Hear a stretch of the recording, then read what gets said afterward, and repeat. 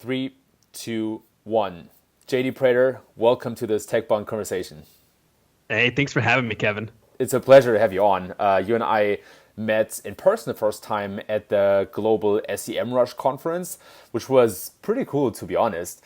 But to kind of start at the beginning, you are the chief evangelist at Quora. In fact, I'm just gonna let you introduce yourself, maybe. I know, what is this evangelist? Such a great title.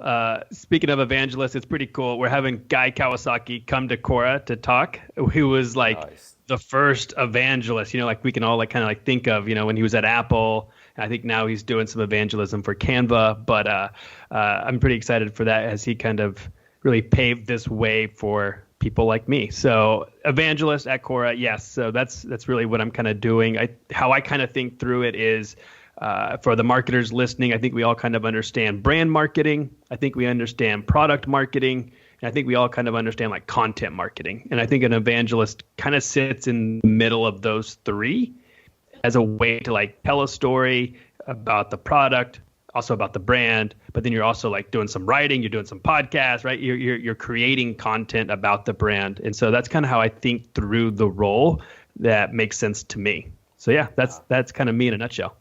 I love that, and I love that whole idea of an evangelist. To be honest, sounds like a pretty good deal. And by the way, for Guy Kawasaki, I mean, it's obviously super well known in the space. Is Quora organizing some regular talks where they invite people from the outside? Not for the outside. So we do a monthly kind of, I don't know, we call them fireside chats and invite people that are typically within the Valley. I think a lot of these people are connected somehow with our exec team, as somehow they all are connected somehow, and they all know somebody that knows somebody.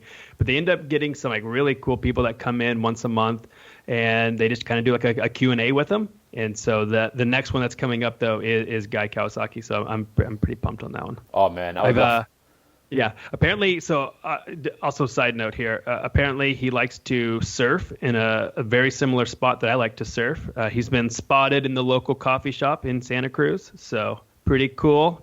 I'm waiting to catch him out there on the wave someday and get to give him priority to the wave. That would be so sick. Imagine going on a surf with Guy Kawasaki and then going out to coffee with him. Oh man, there's so much knowledge to be pulled out of his brain, but he seems like a super fascinating guy. And I love that, companies like Quora invest in bringing on people to, for fireside chats and just to give them access to their employees. We also did the same thing at Atlassian, and we are doing the same thing at G2 right now. And it's very, very inspiring. And it's such a great added benefit. And when we're talking about some very famous people, I've done some digging, and on your website, you mentioned some of your heroes, like David Ogilvy, Seth Godin, Ernest Hemingway, Kevin Durant. That is a pretty high-class lineup. I'm very curious about what is it that fascinates you about each of those four people, or even just one. But can you point at something, for example, that Seth Godin or David Ogilvy or Ernest Hemingway or Kevin Durant have that is so inspiring to you? I think a lot of man crush is Seth Godin. That guy just provides value every single day on his blog, right? It could be 100 words, it could be 500 words, it could be a book. But I think with all of them too, one thing I really liked was the amount of value that they bring, how helpful it is, and then just how humble each of them were. I mean, we could argue a little bit about Ogilvy, but I think when you look at Kevin Durant, telling his mom that, she's the real MVP, we can get upset about him leaving the Thunder for the Warriors. As someone from Oklahoma, that was very important to us. It's really? But I think when you see how they perform, how they act on the court, how they write a book, how they put together ads, it's really inspiring to see how they're really thinking through a lot of things. And I think it's their brain that I find the most exciting, and then how they portray themselves in public. I think is pretty cool too. Like you don't really see a lot about Kevin Durant in the news. You don't really hear a lot about Seth Godin unless you're like reading and keeping up with Seth Godin. And then Ogilvy, because he's like kind of before our time, you like read his books and you're just like, man, this guy can convey such a hard concept in like 10 words. And it's just like, wow, you're like a true master of your craft. Yes, there's certainly masters of the craft, and I look up to each and every one of them as well. And yeah, Seth Godin also kind of a major influence on me.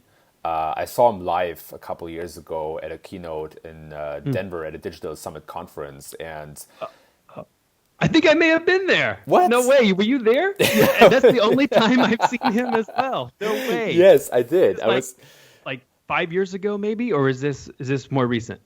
Yeah, I think 3 to 5 years ago, somewhere in that time range. I have to look it up again. But yeah, I spoke at that conference, and then I was super pumped to see him live. Yeah, we might have met each other without realizing.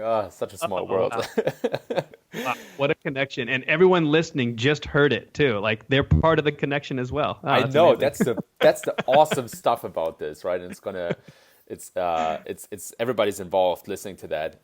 Who knows who else was there? Who I'm going to talk to in a little bit. So. Small word, but yeah, I mean, Godin.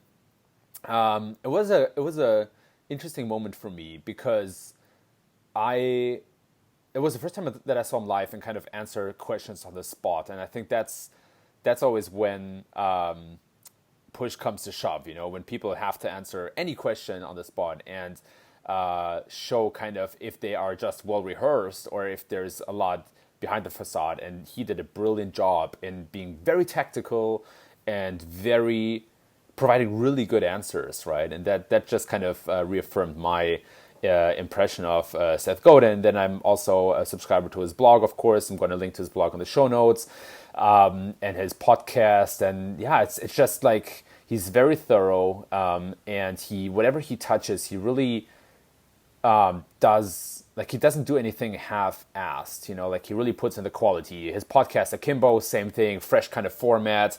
And he doesn't it's not an interview style type of podcast, right? He only talks, it's very similar to his blog articles. And I think he covers some of the same topics actually, but it feels very polished, very unique, and very Seth Godin-like. And then, of course, I listened to his interviews on Tim Ferriss and a couple of other podcasts. And he seems to also live this very artisan lifestyle, right? Like he makes his own chocolate, his own vodka. He puts a lot of thought into raising his kids, into cooking. So I totally relate to what you're saying there, where those people, they're craftsmen and they strive to achieve the highest quality in whatever they do, whatever they touch.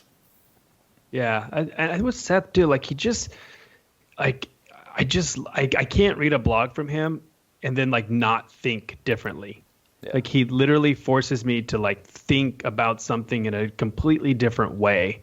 And most of the time I think it's probably a better way, he just challenges, and to be able to do that every day and to do it without really being on social media too. Like he talks about this a lot too. You won't really find him on Twitter, right? You're not really going to find him on LinkedIn giving inspirational posts. You're not really going to see him on YouTube. You're right. He doesn't really promote himself like we think you should. He just shows up. Yeah. And you could tell he's really thoughtful. He's really thinking through things, and the way that he can take a really good idea and tell it in a story or in a way that resonates with thousands and probably even hundreds of thousands of people is really, really inspiring. And to think how many marketers have developed a strategy or a tactic because of him, his influence is wide reaching. It's impressive. Absolutely. And maybe he should be on Quora. So maybe, I know, right? I know. Seth's He's always corner. talking about Wikipedia, and I'm like, come on, man. No. No, but he honestly, to maybe close the loop there, I saw a lot of that kind of craftsmanship and dedication. Your presentation at the Global SEM Rush event as well, where you, I thought, gave a kick-ass presentation about Quora that was not super promotional in that sense, but provided a lot of helpful advice to the audience in terms of how to use Quora. And I remember you even saying something like, "Hey, SEOs, like come to Quora, post your links." It's like I thought it was very real and very authentic, and at the same time super helpful and polished also. So that reminds me a lot on Seth and some of the other people that you mentioned here. So maybe we can quickly touch on that. On your role as evangelist is clear with Quora, but what is the message that you want to bring out to the world about Quora?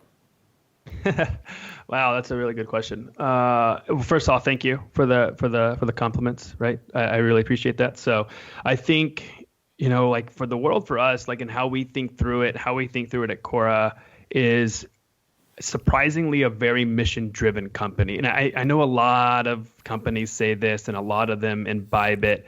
We just had a Thanksgiving party, and the amount of people that got up and were like thankful in front of the whole company around this mission, and how we are able to kind of bond around that, and how that leads to product development, how that leads to ad policies is really interesting. So I think for those listening that don't know our mission is to, grow and share the world's knowledge, right? It's like, how do you democratize knowledge? And we know that a lot of this knowledge it's in this podcast, right? It's in books that we're reading, and it's not on the internet and in a way that's easily found. And that's what Quora is really trying to do. And so a lot of people, like marketers, get really, I think, defensive with their content, right? They want the traffic, and I need the metrics, and we get it. And so we're really just starting to say, hey, look, like our mission, we just want to share and grow the world's knowledge. You have knowledge that's on your blog. So, hey, SEOs, hey, content marketers, like you can also leverage Quora to help, right? And to like meet people when they're looking for these type of solutions, and your information can be there as well. So a lot of that is also altruistic, and we know that not everyone is going to do that, but at the same time, it's like we also get it. Like you need, those metrics. You need that traffic back to your website, and I think a lot of that too is just providing value.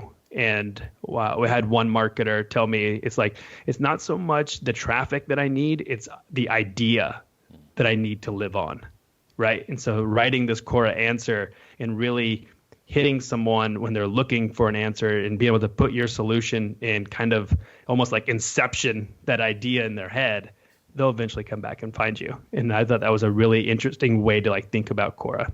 Yeah, I love that. I respect that very much, because first of all, it's real, right? It's like not pretending, but instead saying, look, we understand it, we get it, we understand why you do this. But if you do it, first of all, our algorithms are going to make sure that the best answer rises to the top, so that even if you try to exploit our platform, try us, we'll make sure that if it's high quality, it gets to the top. If it's not, then it doesn't. And at the same time, it also feels a lot like you understand that there's having your cake and eating it too. It's like you can drive possibly some value back, and you can help us achieve our mission. By the way, I think it's totally fine nowadays to be a very mission-driven company. In fact, I think if you're not, it's going to be super difficult to employ top talent, because people want to work at a company that they can that suits their identity. It's not just this 9-to-5 job anymore. And then on top of that, even like I love that mission in particular, because learning to me and knowledge is very, very important. So that's a long and winning way to say that I very much relate to that. So, like one of the coolest or maybe most impressive answers on Quora that I've ever seen came from Gary Vaynerchuk. It's true. He writes really good answers. I mean, yeah, it's absolutely impressive. And maybe it's not himself writing it, but one of his 500,000 staff members. It doesn't matter in the end, right? But I saw this, by chance I stumbled, I think it was about Snapchat. I stumbled on this answer, which I'll link in the show notes. And it was at least a 2,000 word article that, as I could tell, was uniquely written just for Quora, plus an infographic and a video. It was intense, and it almost felt like he tried to try what happens when it goes completely overboard. And that's with all the criticism and hate, that's where I respect Gary Vee a lot, is he like really tries some cool new stuff. So I'm curious, like, what is the most impressive answer that you have ever seen on Quora? Oh man, that's a really good one.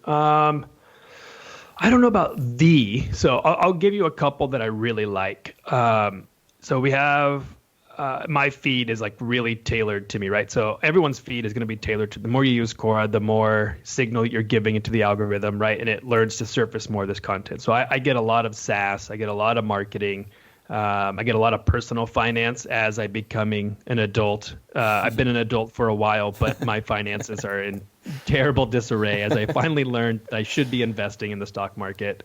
But what does that mean with the recession on the rise, or maybe a recession? Anyway, so those are the kind of questions I'm reading now.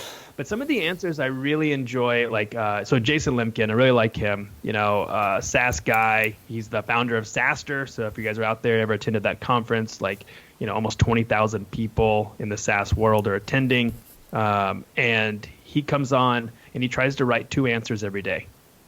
So I just like his answering is also really good. You won't really find links in any of his answers. It's literally what he told me was, I try to find ones that I can answer in like 10 minutes. I already have the answer. So I'm not actually trying to answer. It's already in my head. I'm just getting it out. Gotcha. And he said that by writing, it actually makes his thoughts clearer. Yes. Right. So I asked this question on Quora: at what point should a startup hire a CMO? And within Quora, you can request answers. So I just requested, hey, like, he answered it in like 10 minutes. Like 10 minutes later, he answered it. And this answer, you read it and you're like, whoa, that was like spot on. That's a spot on answer, right? And it's roughly like around the 20 million mark in revenue. And he listed out all the reasons. Like, by then you already have product market fit shit figured out. By then it's no longer about demand gen, it's about building a brand. I'll send you this question and you can link it in the show notes because it was like really good, but he did it in like 10 minutes and you're like, damn, you're so smart. There's another writer his name is Adam Fayed. He is I think he lives in Japan. He has like 55 million answer views. All he writes about is personal finance. Again, value. And what I really like about him is how he does his links. So he writes these answers, I'd say 200, 300 words around personal finance. So like picking stocks, what are some of his favorite stocks? And they're like really good answers. And then at the bottom, he always just says, here's some extra reading. And he just has like 3 links and they all go back to his properties. But he knows based off you just reading this answer, the next logical step for you is to go read this. And it happens to be a podcast that he did. It happens to be 52 finance tips that he's already written the blog on, right? And so he's also kind of, in a way, you could say, monetizing those eyeballs, right, that he's already getting. But it's also just a very natural way on Quora, rather than some marketers come on and it's like link, 10 links in your answer, and it just like, what is this? You know what I mean? Wow, yeah, that's impressive. I mean, that many views. And I think that's something that a lot of people misunderstand about being very present on another platform is, okay, you don't necessarily own the content, but your goal is, or if your goal is to reach a lot of people, like, why not leverage that platform and get those views, right? Like, you still have those eyeballs on your content. And so you also mentioned that Adam Vayet, if I pronounce his name correctly, he adds links to his answer. So is there like an algorithmic, I don't want to say a penalty, but like, does the algorithm rank answers with links lower than answers without a link? I don't know that. Like, that's like it's a different team, and they work on the algorithm. It's constantly changing, and they keep it pretty tight lid because they know that once it's out, marketers are going to game it. This is what we do. And so I think a lot of things that I think through from what I've heard. So I'll try to help provide some value, but also like shine a light on some of these things. So I think inherently, too many links going to the same URL would be a signal versus a link to .gov, a link to .edu, a link to Wikipedia, where you're actually like citing the source, right? And then you're actually just giving it credit.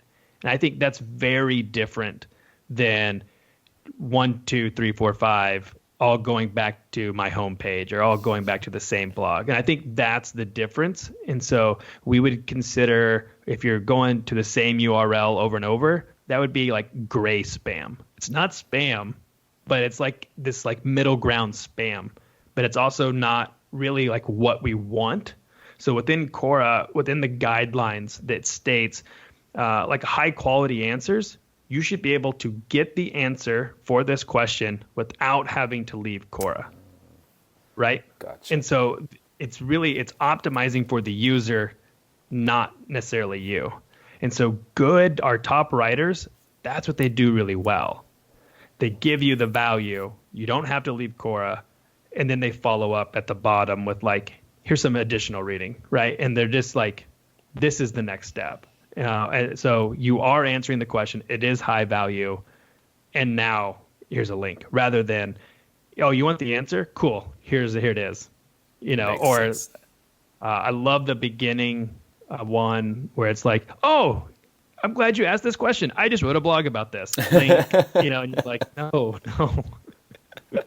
No, you're missing the point here. No, that's really helpful because I think there's some platforms that give you less reach when you have a link. I think Twitter and LinkedIn might be like that. And then obviously all these algorithms are constantly changing. But I get that, right? I get that a lot, where if you just offload your links, and especially depending on the links, that's not super helpful. And yes, as marketers, you know how it is, right? Like we're certainly going to exploit that. But I'm curious, like, how do you work with the core product team at Quora and maybe the team that runs the algorithm? I assume those are different teams. How can I imagine that as an evangelist? Where I know, for example, just to provide more context, I know, for example, that at Google, the people working on the core algorithm, and there are many algorithms, but they are very shielded and very isolated from the rest of the company, which I also get. But it's almost impossible for certain people, even those people that are very publicly representing Google, to really know how all these algorithms are structured, depending on how they have been involved and so on. There's more nuance to it. Yeah. But how is that at Quora for you? Yeah, I mean, it's a really good question. And I mean, to an extent, they are somewhat shielded. Shielded meaning they shield us. I think that's a better way to put it. And so how I work with them is really like, I'm more of an input. Hey, I'm hearing this from the market. Hey, I'm seeing this happen. Can you help us out with this? Hey, we saw this get flagged for violating our content standards and policies, and it got like disapproved. And it's like, why? And sometimes it's just wrong. Sometimes we get it wrong, right? Sometimes it shouldn't have, or maybe it gets reinstated with moderation. So we have this combination of algorithmic moderation, but also within human review that comes in. And so that's kind of me. I'm more of an input rather than an output. And so I think some things that I would encourage people to do when you're trying to understand the algorithm, and this goes really for any platform, right? This is Twitter, this is LinkedIn, this is Facebook. And when you're trying to get as much leverage as you can, it's really kind of being a student of the platform.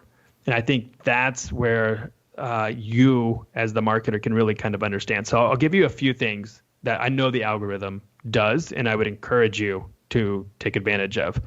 One thing I mentioned in this the conference, right, was it's better to write 5 answers over 5 days than 5 answers in 1 day, right? So think about this. It's the exact same thing as Facebook, LinkedIn, Twitter. Like if you're going to tweet, do you put all your tweets on 1 day or do you spread them out, right? And it's the same thing with Quora. When you're trying to maximize distribution and reach, that's ultimately what's going to happen is now we know, okay, cool. Now there's consistency. Also with consistency, we also learn what you're an expert in. This is important because there is like an author rank. So it's actually difficult in the beginning to get distribution. Whereas if you've been on for 5 years, it's easier to get distribution because you've built an audience. This just makes sense, right? You're trying to come on and you want to be an influencer or a thought leader. Well, that takes effort, right? Because we don't know that you are, unless you're, Barack Obama, right? Or who comes on, he has answered questions, or Gary V. Like, we know who Gary V is, right? We know that this guy is good. He's high quality, right? And so I think that's kind of the difference is you're going to have to build, which also means it's going to take time. And that's where marketers lose interest, is that friction point. And I fully understand and I fully get it. It's not a short-term win, and it's not a quick win. And so this like short-termism that we have, it may not manifest in the first month of you trying Quora. It may take 3-6 months to get going. But I call it the flywheel. We've all heard HubSpot's flywheel, right? But it is literally, you have to get it going. But once it's going, it can start moving faster and faster without a whole lot of extra input. So I think that's part of it. The second part to that is all of our answers are evergreen. So it also takes time for those answers to get indexed, maybe through Google search, and start ranking on Google search. Quora does have a pretty good domain rank. And so thinking through that as well. So if you want that evergreen aspect of it, that also takes time. We all know in the marketing world, you can't write a blog post and expect it to rank the very next day, right? I think Ahrefs did that blog post that I always like to reference, that it takes like over a year. Like, what was it? Like 90% of blog posts don't even rank for a keyword on the first page. And you're like, we can do that for our own content, but we don't want to you really should have the same mindset for Quora as well. Like, it's going to take a time. So yeah, anyway. For sure. And that would be my advice. Thanks for being so open about all the, signals and what people should do versus avoid. I feel like a lot of platforms keep that almost like locked in a chest and are super scared to tell, to at least give people anything. So thanks a lot. That makes a ton of sense. And speaking of Google search, I mean, I traditionally come from SEO, so of course I'm going to touch on that subject. Yeah. But there are two thoughts that I had on this. The one is, are you aware that people use Quora for keyword research? For example, to, you can punch in Quora.com into Ahrefs or SEMrush or Moz or whatever you use, and you can then filter for a certain keyword and then see what comes up and structure your content based on that. How do you think about when you read those articles or see those things? Like, how does it make you feel? I mean, I think they're highlighting some really unique benefits of Quora. Like, Quora's questions are all demand driven. You don't have to guess what your audience is looking for because they're literally telling you. So I think that's an amazing opportunity for marketers, one, to go write the answer and also write the blog post. Both are fine. But I think a lot of times there's a lot of market research that goes into Quora that I think they just kind of casually dismiss.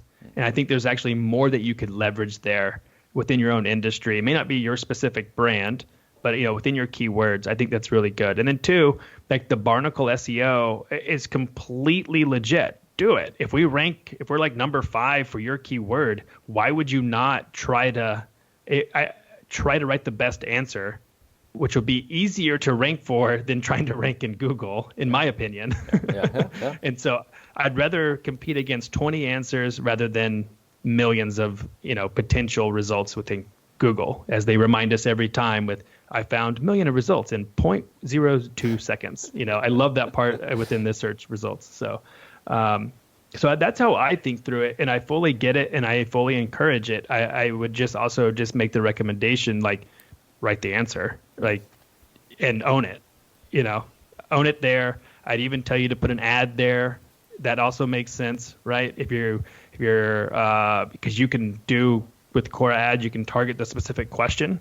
So even with the low budget and pretty low risk, you could just put the ad on that question and set it and forget it almost. So yeah. And it very much speaks to the size of Quora as well. So first of all, just to mention that I think it's 300 or over 300 million people on Quora, right?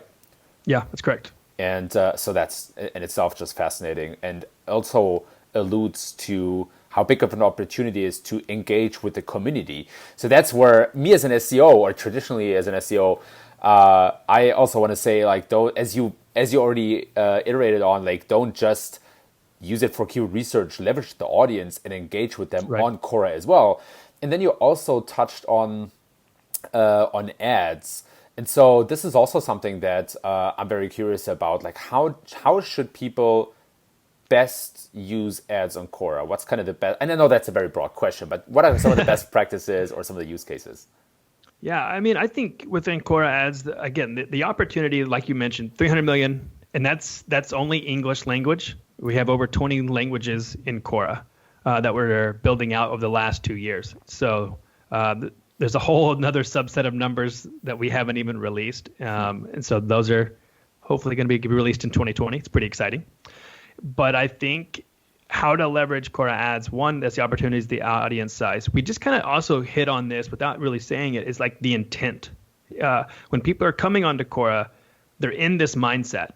And that's what you want to tie into as a marketer. And you can do this with ads. Like, think about what they're doing. This really is like mid-funnel, right?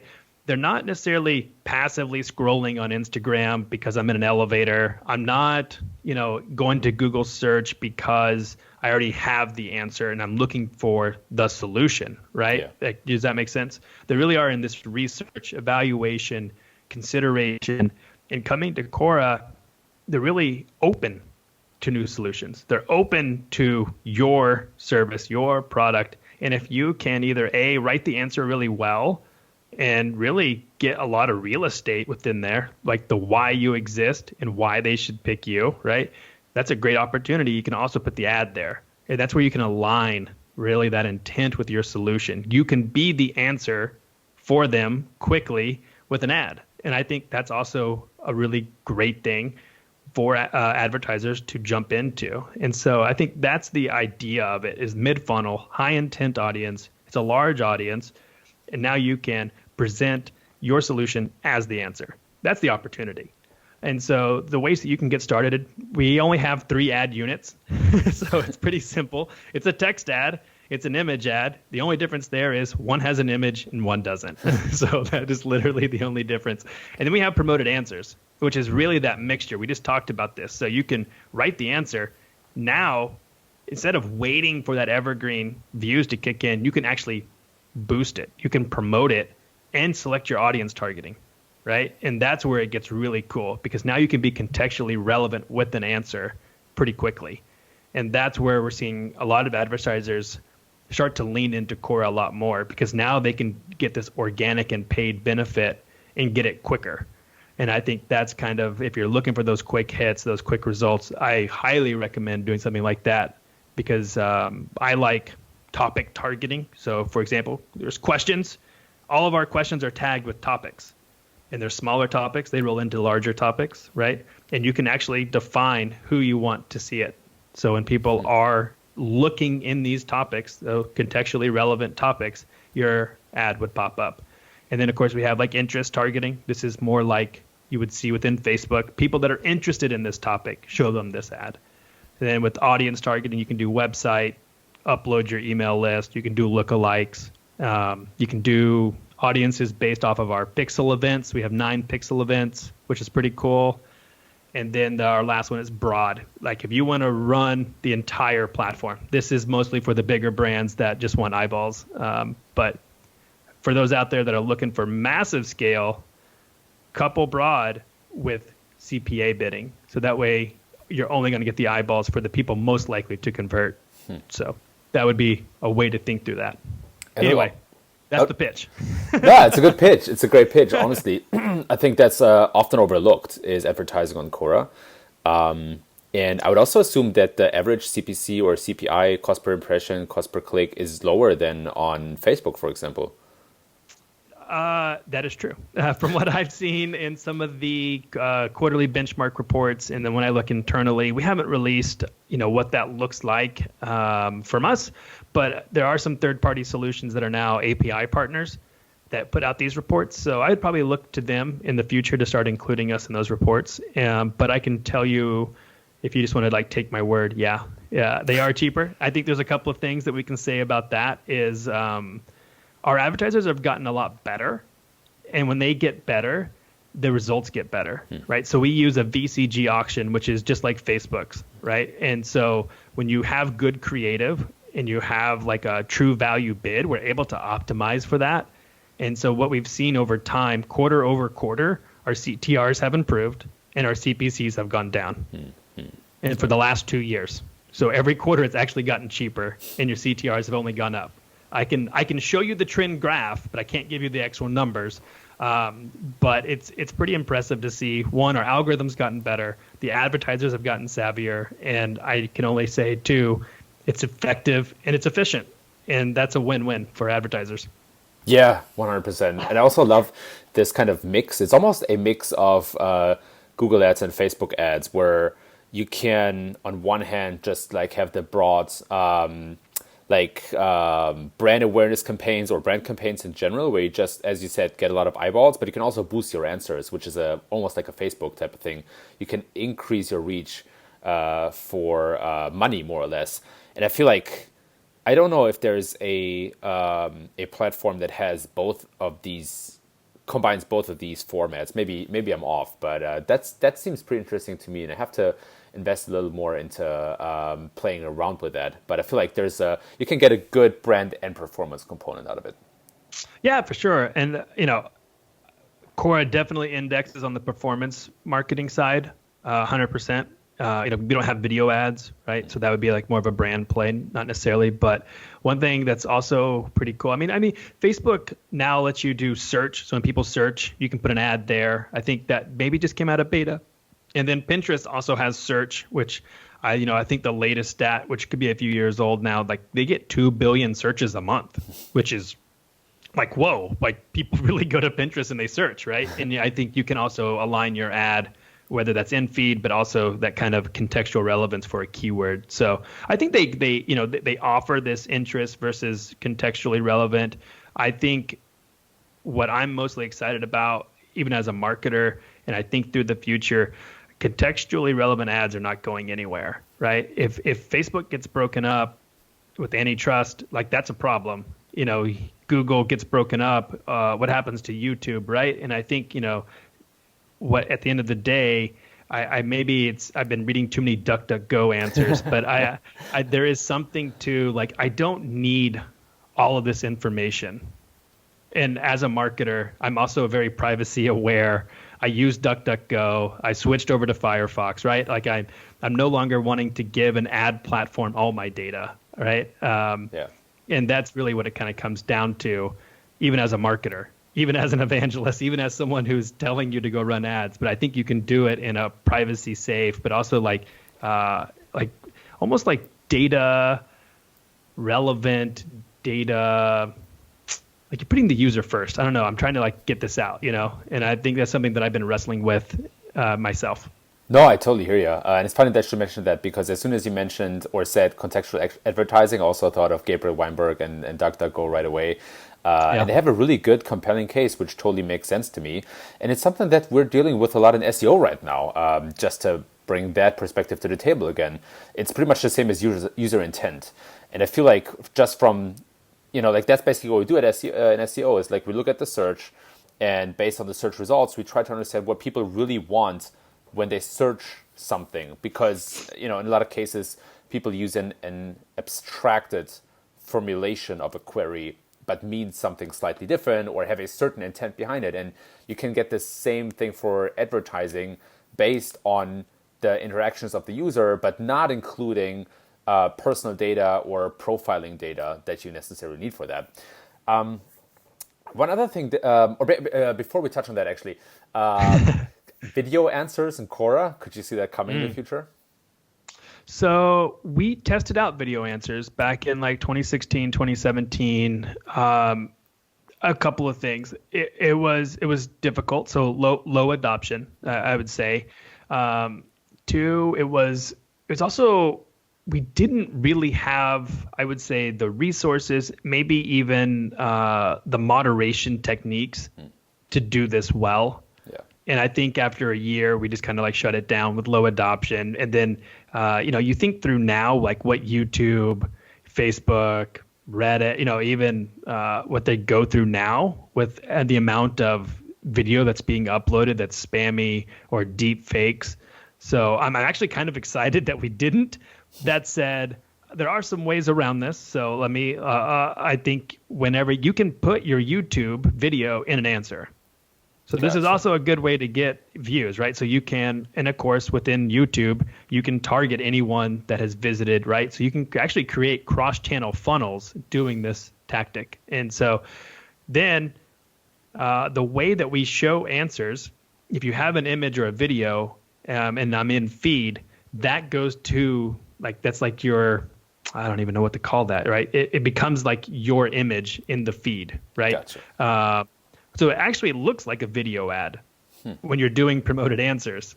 Now, when they go to push play, it will expand the answer. And of course, then they'll read your answer. Then they can continue watching the video. But there are some sneaky ways, I would say, to kind of get around the video ad or placing videos within your answer.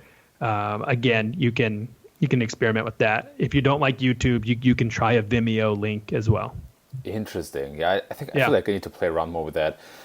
We have video reviews on G2, which have really good engagement and are obviously a kind of create a different kind of trustworthiness and credibility, because you simply see people's face, and people talking to a camera is a different thing than people writing, and not necessarily showing their face, even though they might have a profile picture. So that's really interesting to play around with. And another thing that I am very curious about are Quora spaces or topics. I think it was spaces, right? Spaces, yeah. Yeah, you recently rolled that out. What's the thinking behind that, and what's the preferred way to use spaces? Yeah, so spaces are currently in beta, slowly rolling those out to more people every month. It's been kind of a slow rollout as we really want to take things a little bit slower. With anything that Quora does, and this goes even to our growth, I mean, we've been around for 10 years, right? We take a very, I would say, you can call it slow, but it's also a very thoughtful approach to everything that we do. We have almost the opposite of the move fast, break things. Our CEO was the first CTO at Facebook, and I think learning from a lot of those things, he's decided to run his company a little bit differently. And that also means sacrificing that fast growth, those fast wins, but it also means sustainable, evergreen type of growth, right? We're in it for the long haul. And I think whenever you're kind of like thinking through some of these things within Quora, like that's something to keep in mind, right? Within spaces. So spaces specifically is really around interest groups. So I like to think of it by pointing to other things. You can look at subreddits, you could look at Facebook groups, and really combine those two things. So how they're kind of combined is it's a space for like-minded interest. Okay, so that's one that feels like those two things.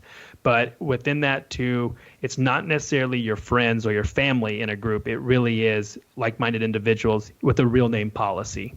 And that's where like Reddit's more anonymous. Facebook, you're going to use your real profile. And so now we can actually foster a community. And so within these spaces, what we're trying to do is, let's say you're really a big Game of Thrones fan, right? You now have this community that you can ask each other questions. You can then answer. You can share links, and you can also like create posts. And so the best way to really think through this is also value. How do you connect with like-minded individuals and like provide that value, And so I think of it as almost like a group or like a subreddit, but this is the Quora version of it, really kind of centered around knowledge exchange. Yeah, that's very cool. And I wonder, how is it different from topics? Like, how do you balance topics versus spaces? So it's very similar. So for those listening, topics you're not familiar, again, I was talking about how Quora is organized, right? So a lot of people just go to topics. So a topic could be cloud computing. I just made one up. And there's all of these questions around cloud computing, but there's no real like moderator to that. There's no real dialogue to that keeps me coming back to it. So one of them is more, it's kind of, I would say it's there, it's static, whereas the space is going to be a little bit more dynamic. It's going to be changing. The content's going to be changing, and hopefully there's going to be a little bit more dialogue within the space rather than on a specific question, within the comments. So imagine kind of aggregating those two things together. So basically building a social network on top of your question answer network. Yeah, I mean, that's not a bad way to kind of think through it, right? I mean, we did some polling, and the cool thing with a lot of us is a lot of our users don't see us as a social network. And I think that's actually a good thing when we look at where social media has kind of gone and some of the negativity that we've seen. We're okay to not be lumped in with that. But at the same time, it's like, well, then like, what are you, right? Yeah, and yeah. so, we're a knowledge sharing platform, and now you can like have these strangers, but the thing that you share and that you are is maybe cloud computing, and you guys love to geek out on cloud computing. And it's also, you then, I would say, couple that with our be nice, be respectful policy, and you're not really going to see any trolls. Yeah. Right? You're not going to really have any of this type of, I would say, negativity, right? Because now you have moderators, you have admins who are now moderating comments, moderating the posts that come into it. So there'll be that type of moderation. And then again, it has to be able to fit within the Quora ecosystem to stay on there in an evergreen way. So yeah, Of course, that's kind of how we think through it. And it makes sense because you want as much engagement as possible, so or high quality engagement, better said. Yeah. And what fascinates me is that it almost reminds me on YouTube. YouTube to me is in a way a mix between a search engine and a social network, and I'm saying that because it's obviously the second largest search engine in the world, where people search for tons of stuff, but the consumption has a very social network-like component to it because you get a lot of recommendations, you have a lot of comment interactions, and in the same fashion, I feel like Quora is becoming that kind of hybrid, where it's a hybrid between like almost like a Wikipedia and a social network, right? You have that interactive crowdsourced knowledge. It's primarily a knowledge sharing platform, but then it also becomes very social, where people interact and engage. And so when I think about Wikipedia, I'm wondering, do you see that same distribution of people who create content and people who consume content? I think there's this 1-9-90 type of distribution, where 1% are the kind of power users that create most content, 9% of people engage with it, but the majority, 90%, just kind of watches and comes to lurk. I like that. I've never heard that. I really like this. I'm gonna have to 1-9-90. That's really cool. I should actually ask our user research team. I think that one's pretty cool. I mean, we do know that not everyone answers. I mean, answering is such a.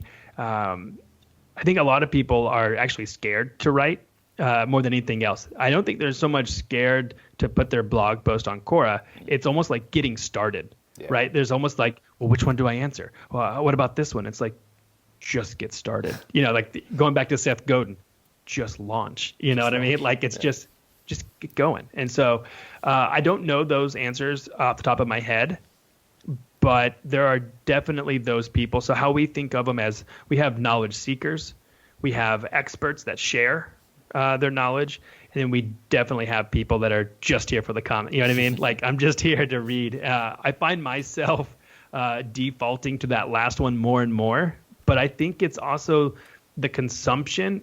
I find it more edifying, right? Like, there is like something that happens in your brain when you learn something, right? And it's that change, and this is that power of knowledge versus like, you can get onto Twitter, which is still, I love Twitter. I would consider myself a power user of Twitter, right?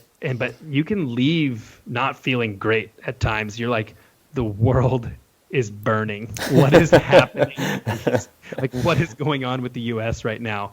And then you can come over to Quora and be like, oh, okay, cool. Like, you know what I mean? Like, it was almost like a breath of fresh air of like, can I just read about, marketing and read about SaaS or read about something from experts in the field. And I don't know, like, I leave feeling better about myself. So anyway,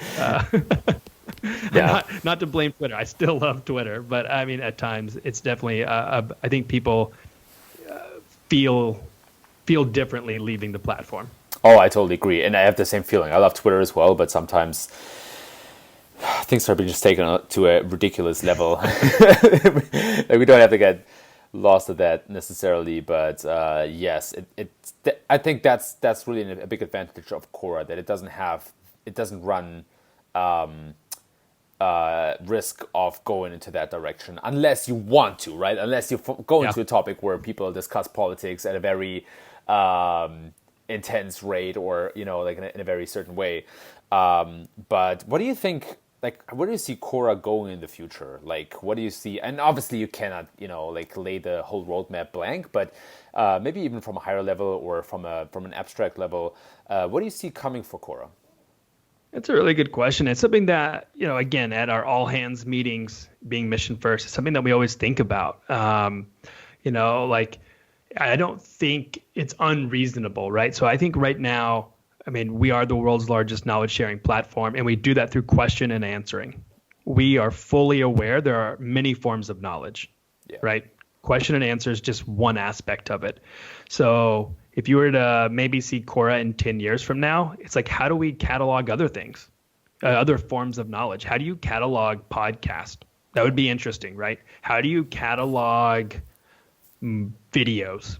You know what I mean? And like, I'm not saying we're going to take on YouTube, you know what I mean? But it's like, how do you catalog other forms of knowledge? And I think that's completely within mission.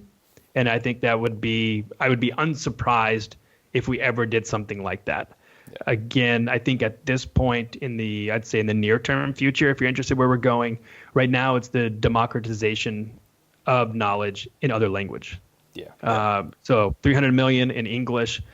That's roughly about a third of English speakers in the world visit Quora, based off some of the stats, right? Every month. And so and we know that English, it might be the business language of the world, but like, how do you reach people in other countries in their native language? And I think that's an interesting model, and something that, again, is very ambitious for us to take, is to launching Quora in 20 languages. Like, that's insane.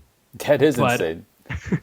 Because a lot of other, I look at other like networks, right? And they're not, right? I look at like Reddit. Reddit's English only, right? I think Reddit does some really cool stuff, and I've always inspired by some of the things that they're doing. But they haven't really broached into that internationalization. But you look at like Facebook, how did they get 2.7 billion people, right? It's not all in English, right? And so I think for us, it's mission first of, where Facebook's trying to connect the world, we're just trying to knowledge share with the world. And, we know that knowledge builds people up and it changes their lives for the better. And so we've had a lot of people reach out, and it's been kind of cool to see our growth in India. India is now our fastest growing country. It's our second largest user base, and people write in all the time saying, I was able to get into college. I was able to pass my exams. I was able to get a job based off of this knowledge that people have shared. And you're just like, oh, wow. Like, you just kind of forget about these things, my personal life, I can say those things as well with a new kid. I know you saw the slide I mentioned, right? But I just had a kid, Jude, who's now 1 year old, and if it wasn't for a lot of the Quora answers, I wouldn't know, because my wife and I are from Oklahoma, and we're out here in Santa Cruz in California, and our family's so far away, and so we can't really like lean on them easily for answers and stuff. And so being able to crowdsource answers and get that knowledge is really helpful whenever families far away and connections are far away as well. So anyway, that's just my personal anecdote of the power of knowledge and where I see us moving to in the next maybe 5 years, but also in the next 10 years. That is very powerful. And what a cool feeling to kind of use your own product, or the product of the company that you're working for, and getting so much value out of it for your personal life. I think that's almost the perfect application for, especially an evangelist, right? But I can also very much relate to the internationality. I think you have German as a language for a little bit.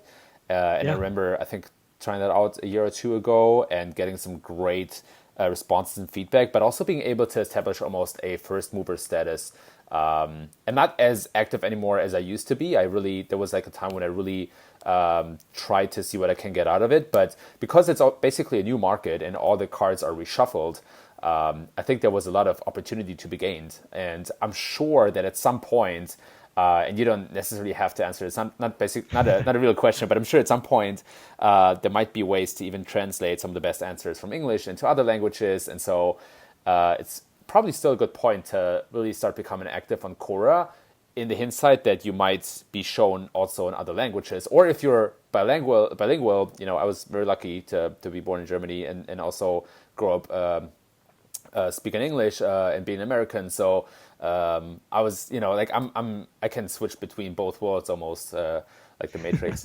and make use of that in some form of way. But there's a lot of good stuff coming for Quora, which must be pretty exciting to be part of.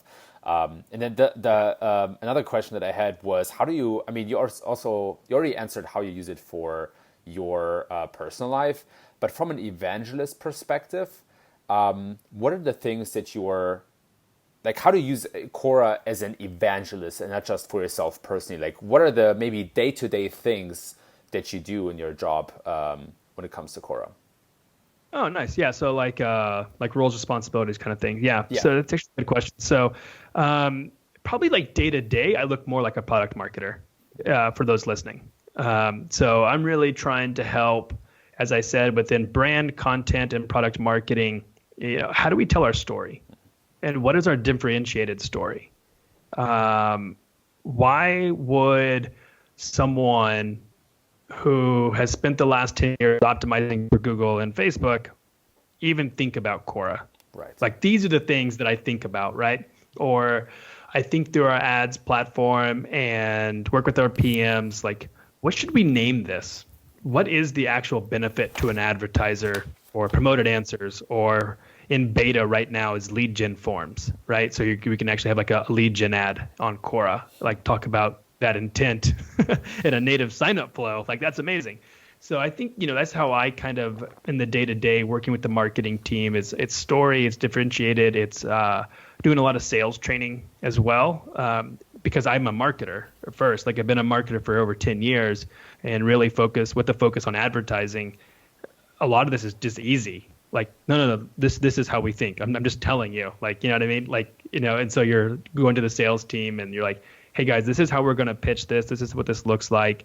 And then, they go out and test it. They come back and say, hey, like, this fell flat for this type of, this worked really well. Thank you. Hey, this stat was really cool. Can we get more? And so then it's iterating on that. And so we try to do that every quarter as well of, what does our pitch deck look like? So working with our design team on how do we make our pitch deck look amazing, because we're going to be compared to Google and Facebook when it comes to even deck design, right? Sure. And so it's like all those like little things that add up into a full like brand experience. So that's kind of how I think through my day-to-day and some of the roles and responsibilities that I have. What a cool role. What an exciting time to be at Quora. So maybe, as maybe one of the last questions, I'm really wondering, like, what do you have in play for your future? Maybe at Quora professionally or also in your personal life. What are some of the goals and the things you want to do and that you are excited about? It's a really good question. It's something that I don't really have a great answer. It's really strange. In my career, I was always like looking for the next thing. If you look at my resume, you're like, man, like, you can't stay still. Like, what's wrong with you, right? And it was like, I didn't really understand it. And now I finally at a point where I'm like, no, this is actually like really cool. Like, and I don't even think about moving, right? Which is like, my wife is like, thank you, right? stay still. And I think, for my own like professional career, as someone who grew up, so my first job was at a nonprofit. And I was the new guy, and it was, hey, new guy, go figure out Twitter and go figure out this thing called Facebook. And also, like, we have this Google Ads grant. Like, can you just go, make it work? We need to spend this money. And so that's how I got into like the social marketing and how you get into search, like PPC, and it was fun, right? You make a change, and it was really cool. Moved into the agency world. Moved into a platform that did like PPC analytics and reporting, and now I'm at an ad platform. And so now I just think about, like, how do you make this into something? Like, if you ask me, like, and maybe I'm drinking the Kool-Aid here, but like, I see a ton of potential within Quora. I think about the potential in the market. I think about advertisers that are like trying to diversify budgets, that are really, trying to reach a new audience.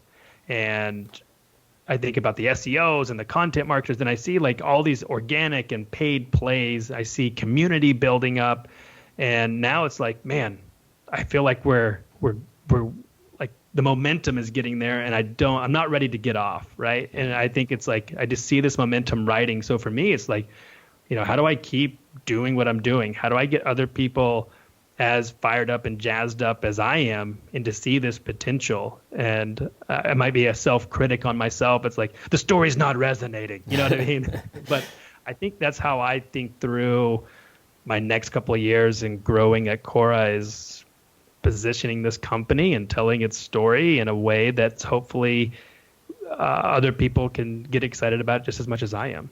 I just think you're perfecting your craft, just like the heroes that we talked about in the beginning, just taking it to that level. Yeah, maybe that's what it is. That's actually a good point. Yeah, man, coming full circle. I like that one. Thank you. There's only really one question that I have left, and then we can wrap it up, which is, what do you wish more people would understand about Quora, or maybe even about your role? Yeah, I mean, so I think I'll start with the Quora one, right? I think I wish people like understood the opportunity more, right? And I think that, there's some things that I wish Quora would do better. I wish Quora did more brand marketing, right? When I hear that Google and Facebook have billion-dollar marketing budgets, you're just like, oh, really? Wow, that must be nice. Or you hear that TikTok spent over $1 billion in app acquisition. Oh, it's like, oh, so you just grew. You just bought all your users. Like, can we do that? Hey guys, like, anybody got $1 billion that we can have so we can just buy users? No, I think I wish people understood the user growth, and I think there's a lot of, I would say, like, intrinsic value that people get out of Quora, and I think there really are a lot of experts out there, and I would make the argument everybody is an expert at something. Whether that's SEO, whether that's advertising, but it's even like personal finance, real estate, technology, gaming, whatever it is, we're all experts. My dad is an expert in farming, and I wish he would go onto Quora and share some of his knowledge as he gets older, right? And you're like, you need to like share this with the world so it also like lives, right? Yeah. So I wish that part of it, people would understand. Even if you don't want to write, come in, consume. I'm totally cool with you being an active learner and participant on the platform. And then I think within my role, which I think people would understand, this one, actually, you know what? I think I'm going to give this one to all the conference organizers out there. They're like, we don't want a platform coming and presenting. And you're like, no, like, I'm actually a marketer that just happens to work at the you know what I mean?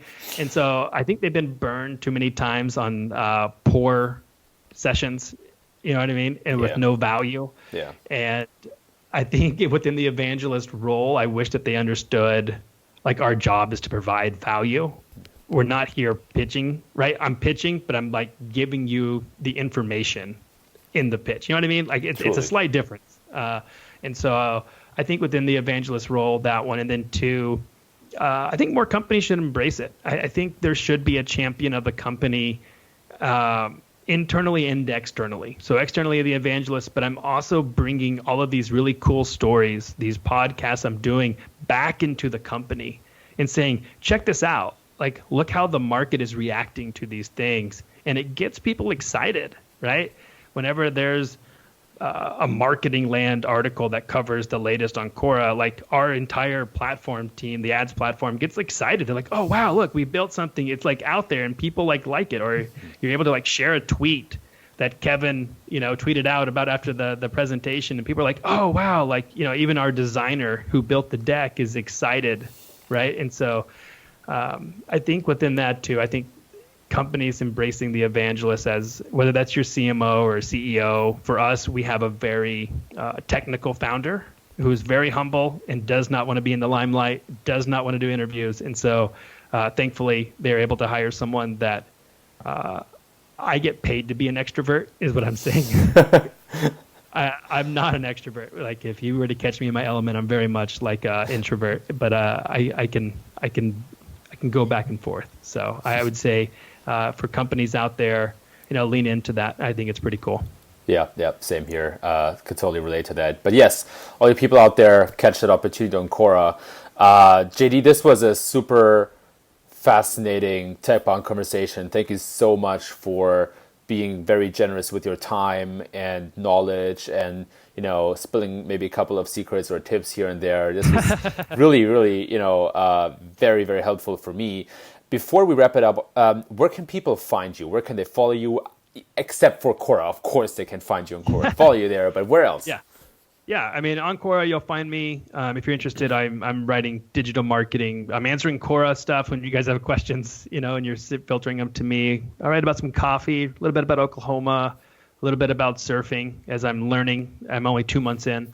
And then for Twitter, that's like the everyday conversation. You're going to find me. So at JD Prater, JD Prater. And you can find me there. Let's connect. Like, follow me. And my DMs are mostly filled with questions that you guys have about Quora. So I'm happy to also facilitate any of those questions there. You can email me. I'm happy to provide that as well. jprater@quora.com. So reach out. Like I said, I'm an open book. When you have questions and I'm allowed to answer them, I will definitely answer them. I love it. And I can attest firsthand that you are super helpful also in guiding us at G2 through optimizing our experience on Quora and our profiles, all that kind of stuff. So you do a fascinating job. And to me, you're already a true master of your craft. So thank you so much for being on, JD, and I'll see you soon. Thanks again for having me.